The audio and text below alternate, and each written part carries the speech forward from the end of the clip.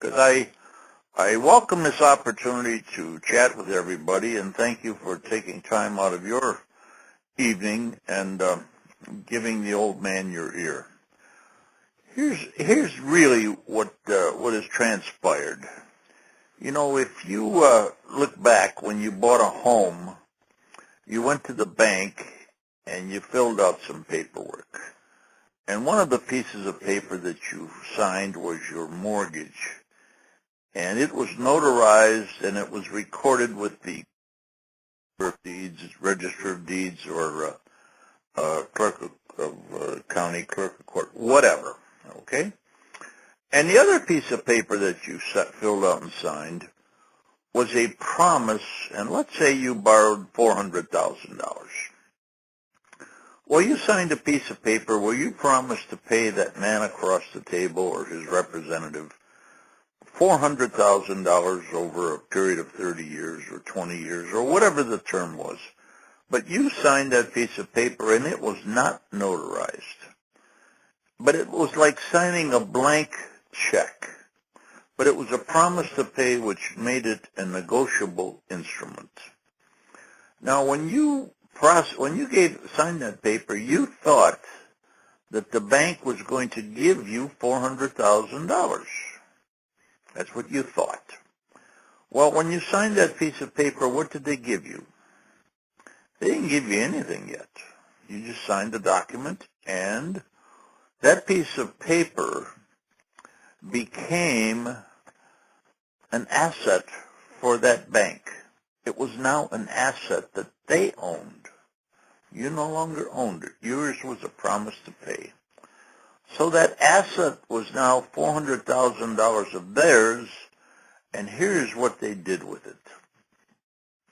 They didn't give you any money yet, but they took that asset and they created a bond, just like you would bail your nephew out of jail. They created a bond, and that bond they took it to the Federal Reserve, and the Federal Reserve gave them approximately 10 times the amount of your promise to pay. Now, let's say your promise to pay was $400,000. The Federal Reserve gave them a credit of about $4 million. Now, how much money have they put up? They have put up absolutely zero. They leveraged, and the technical word for it is monetized, but they leveraged your promise to pay to create $4 million. And they still had your promise to pay. They kept it. They just created a bond.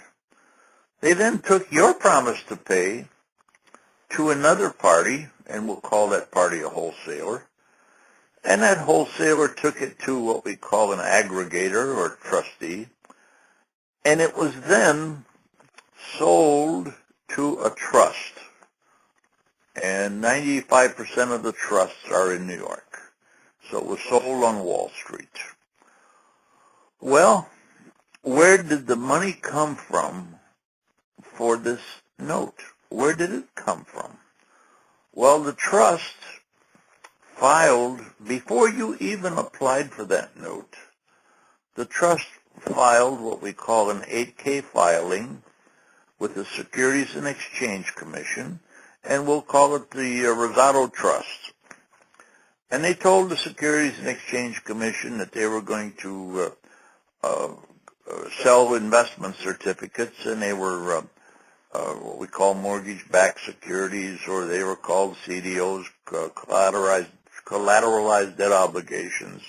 Whatever fancy term they called it, that note was the security for these folks to induce certificate holders or investors.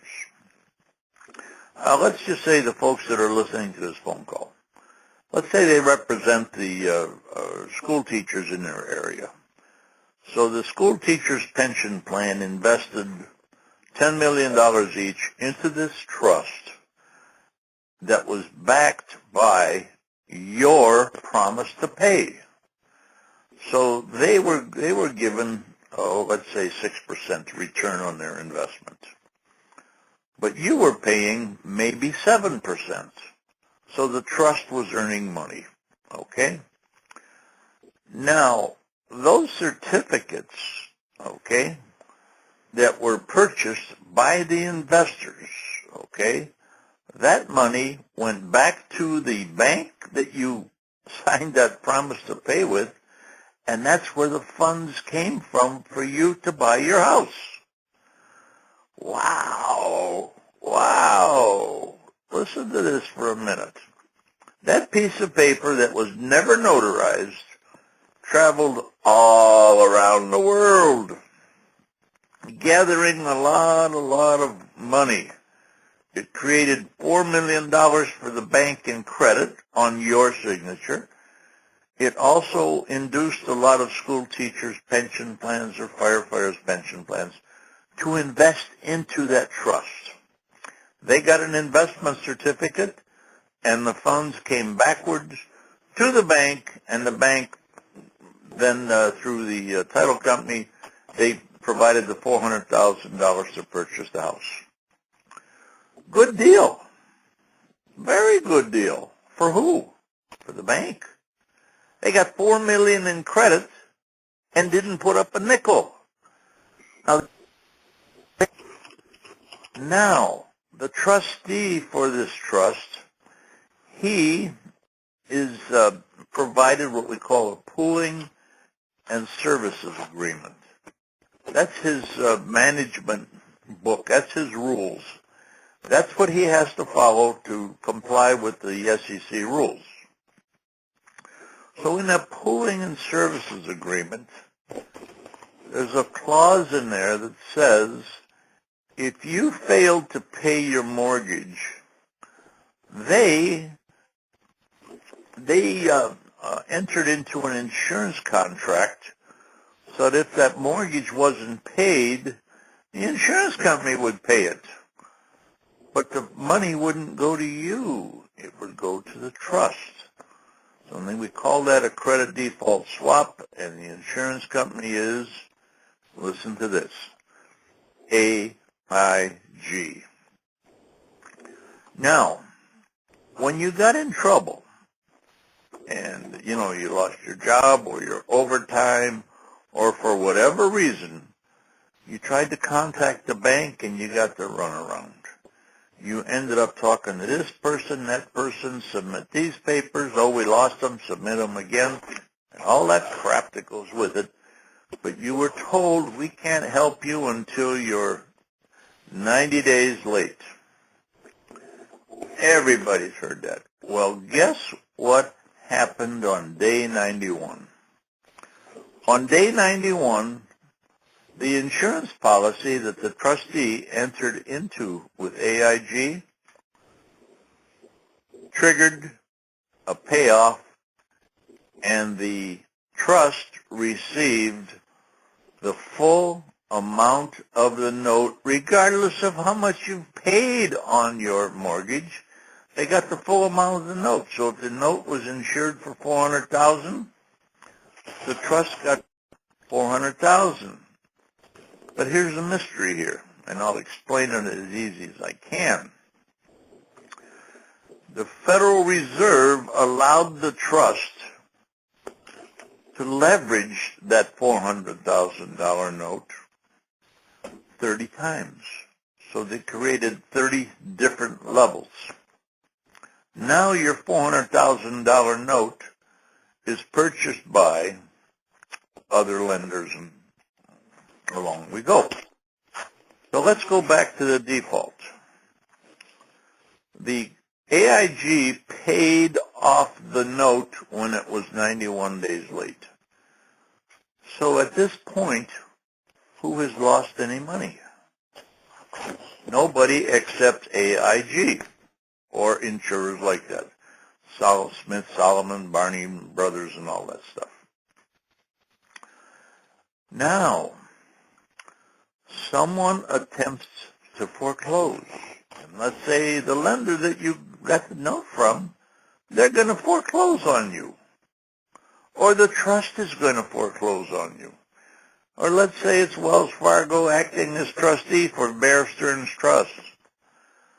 Well, they're trying to steal the house because nobody has any skin in the game. They've all been paid commissions, and they've been very successful in stealing houses. What happened here? Well, I sat in the Fort Myers courtroom many times, and I watched folks, average folks, lose their house in 5 minutes because they didn't have an idea of what to do, didn't know where to go for an answer, and didn't have any money. Now, in this foreclosure arena, so I'll call it a football field, in this field of litigation, the only players are the consumers who have enough money to pay an attorney. And what is he doing? He's delaying the time so that you maybe save a couple of months of rent or mortgage payments. But at the end of the day, when you pull the shade down, turn the lights out, he wins a dismissal without prejudice, which means the bank that is foreclosing, who doesn't have any skin in the game, will come back again in a month and try to foreclose again. MERS technically is Mortgage Electronic Registration Systems. They were formed by the banks, and the banks became members. And MERS, at the closing table, is named as the nominee lender. They take possession of the mortgage electronically, not the hard copy, but electronically. MERS, their theory is and was that by they being the nominee lender and having possession of the mortgage electronically, they believe that the note followed the mortgage. And there are some judges who don't understand this who agreed with that. However, the U.S. Supreme Court in 1872 said if the note and the mortgage are separated because one secures the other, if they're separated, they're both null and void. And to simplify it, if you were going to buy my car, you're not going to give me the check until I give you the title. The keys to the car are one thing, but the title is another thing. Now, MERS took possession of the mortgage, but they could not take possession of the note because the Kansas Supreme Court ruled that they are not a lender. With that being said, your loan was bifurcated. That's a legal word. Bifurcated right at the closing, but you didn't know that. Now, that means your chain of title was broken. So, fast forwarding ahead, we simply said, and this workbook that I created, and I'm the only layman that I know of, and I've been told this, that's ever been approved by the Florida Bar to teach attorneys about this subject. I've subsequently been approved by the Georgia Bar, the Wisconsin Bar, the Nevada Bar, and other states to follow. So that's quite an accomplishment for a little white-haired old man to be able to be certified to teach attorneys. What you need is a securitization audit which follows the paper trail from the time you closed until it enters into the trust, and a Bloomberg financial report that pulls out all of the financial information about the trust. When you have that information and it's accompanied with an affidavit sworn under the penalty of perjury, you now have evidence, you now have admissible evidence to the court that The note was paid off when the insurance or credit default swap was triggered. Well, if the note was paid off, who is damaged? Who is damaged? Nobody. The only logical people with a claim to that house, only logical people, would be the insurance company that paid out the claim. But now, here's the end of my story tonight, and then I'll open it up for questions.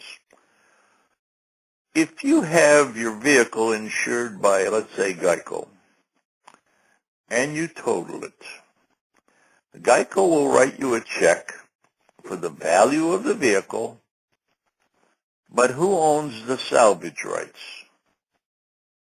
Think about that for a minute. Write your question down.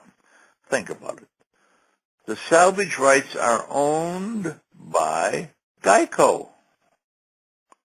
They then part it out or salvage, sell it, whatever, so they can minimize their losses. Well, in the foreclosure arena, the insurance company is Geico, and if they paid off the certificate holders, then they would have a claim to the house. Logical. Except they insured unsecured notes. Remember, at the closing table, MERS became the nominee lender. It separated the note from the mortgage. The U.S. Supreme Court says that they're separated. They're both null and void. Well, Geico insured unsecured notes because the notes that were not accompanied by the mortgage or vice versa. Therefore, they had no claim on the wreck or the house. Whew. Now. So essentially they're double dipping or more. They're double dipping and triple dipping even. Absolutely. And today, Geico has a big-time lawsuit against Bank of America because Geico, I'm not Geico, my God. When you get my age, you can invent words. AIG has a major lawsuit against Bank of America because Bank of America defrauded them on the quality of the loans. The loans were rated AAA by Standard & Poor's or Moody's or whatever, when in fact they slid into that pile of loans. They slid in some toxic loans, some marginal loans, and Geico ended up paying based on misrepresentation. Wow, what a hornet's nest. Here's what you do, and I did this with Regions Bank. I walked into the bank, and I said to the girl, I want to talk to the president. The bank has dirty diapers, and they really smell. Well, he's in conference. I said, it's no problem. I'll just drop the diapers right here. In less than 30 seconds, he comes out of his office, and he said, I overheard the conversation. What's the problem? I said, you got dirty diapers. There's fraud in these loans. Now, what do you want to do? Do you want to litigate or you want to negotiate? And so he called his legal department, and I said, here's the proof. You people have already been paid. What do you want to do? And it stopped all the activity in court because you had proof. And that's the value of the securitization audit in the Bloomberg Financial Report. So if I were a real estate investor, I would not rely on any modification because you're dealing with someone who doesn't own the note. Remember earlier in the conversation, a lawyer here in Cape Coral and a real estate broker, they were partners. They paid the bank $156,000. And Randy, I think you saw the article. And the bank didn't own it. So if I'm an investor, how the hell do I know who owns the note? So the only way I can find out who owns the note so I can sit across the table and cut a deal is to flush them out of the woodwork. And how do you flush them out? You sue them. Wow. This old man's got a lot of enthusiasm, okay? The ability to walk into the bank and say to the president of the bank, you have dirty diapers. Do you want to litigate or do you want to negotiate? And they always would rather negotiate. And then it's a question of how much money they will take based on today's value. So if a home had a mortgage of $400,000 and it's worth $200,000 today, banks are negotiating today's value. Now, can the individual homeowner negotiate? No.